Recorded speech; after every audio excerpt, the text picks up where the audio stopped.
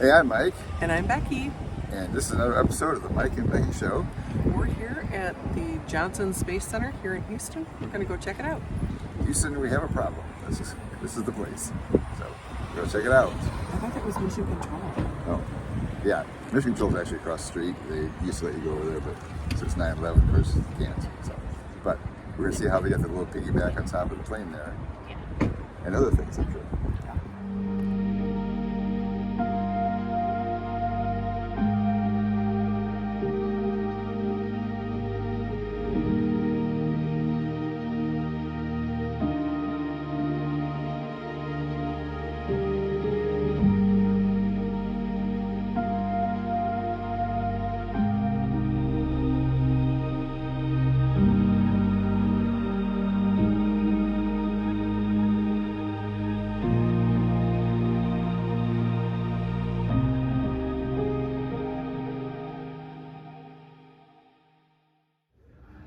So I'm sure there's a number of things that people notice for, these spacecraft. But I'm telling you what, so they were in this for 12 days. These are tighter than bus seats. Can you imagine being next to each other like that for 12 days? Well, Tight quarters. Even getting out and going and like, did they walk on the moon with this one or not really? yes, they did. Well, not with this. This is the command module. There's three people in the Apollo capsule to go off, and only two get to go to the moon. So one guy gets stuck sitting up here the whole time, just watching. And I think he's actually the mission commander. While the other two are gone, he gets to move around the capsule, I guess. But I don't know how you get all those controls there. Yeah, you gotta be friendly with those other guys. Yeah. Hey, behind me is the Redstone rocket. This not a very big rocket. It is the same rocket that took the Mercury astronauts, the first Mercury 7 astronauts, into space. Just to give you a little bit of a difference, idea of the difference between the Saturn V rocket and the Mercury Redstone is this is one of the 5 engines on the Saturn V rocket. It's half the size of the Redstone rocket. Just a little bit bigger, I think. This was a little Joe rocket they used to test the emergency escape contraption at the very top. And initially, or interestingly, the rocket exploded one time, and they had to use the escape pod to keep the capsule from going up with the rocket, and so the escape system worked. What the heck? It just looks like an engine to me. Well, it is, but this is an unusual engine in that it could be restarted. The first engine we talked about back there was one of the 5 that go on the first stage of the Apollo rocket, Saturn V rocket. The second stage, they had 5 of these smaller engines. That is stage 1. Stage 2. We follow rules. Rules are made for a reason. They took it to the second stage, and then the third stage had one of these that was stopped after a short period. They checked all the trajectory and make sure they were in the right position and everything. And they would restart the engine for 6.5 minutes and push them on the lunar trajectory. So we're inside the building with the Saturn V rocket, and you see the business end of it behind me, the 5 large engines that propel the first stage of the rocket. They're truly huge. As a reminder of how space travel can be dangerous, the photo of the Apollo capsule that was training that burned and killed Gus Grissom, Edward White, and Roger B. Chaffee. If you're from Grand Rapids, you might know Roger B. Chaffee. On the right, Gus Grissom, Indiana native on the left, and astronaut Ed White in the middle. First 3 to die in the NASA program. So just to show that NASA has little funding problems, these tires should have been replaced. They're all the way down to the wear bubbles.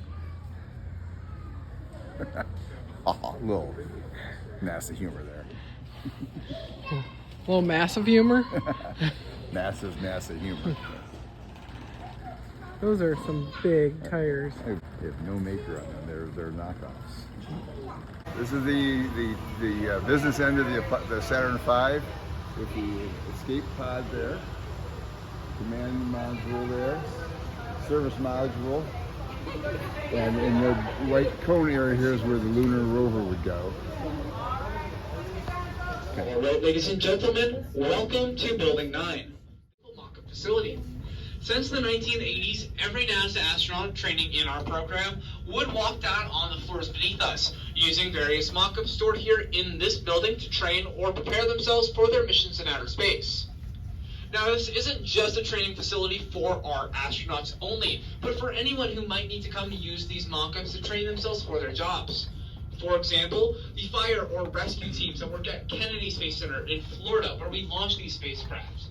If anything were to go wrong and we need to extract our astronauts from one of these missions, these would be the crew members that help us do that. So it might be obvious why they also need to be intimately familiar with the spacecraft that we are using, and why they need to come down here to Houston and to Building 9. Now if we continue to look a bit further down our hallway, there's a set of silver scaffolding with a robot hanging from it. This is part of NASA's Valkyrie, because of the large and heavy battery in her backpack. This battery weighs down on Valkyrie, giving her a bit of a toddler wobble as she moves about. However, her hands are very dexterous, and she can use power tools exactly as we would. She can also be controlled in many different ways. Some of my favorites include the use of an Xbox controller, or you can even throw on a VR headset and a special pair of gloves, and Valkyrie will mimic all of your movements.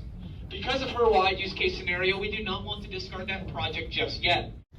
If we continue to look even further down, a special part, because of my service to the country, I've been allowed to come in here and join in a new Skylab mission here. As you can tell, as soon as he gets done rotating around, I'm going to take my turn here. So this is the inside of America's first space station, Skylab. My bunk's over here. I took a shower yesterday, so I'm not going to have to do that, I don't think so.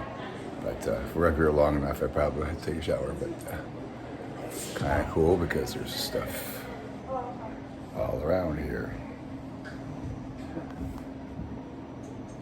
And then there's the restaurant up there. Glad he didn't drop any food down on us.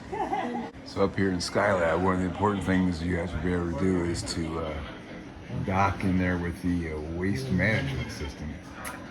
Because it got those two handles to make sure you stay fully engaged during all parts of the process.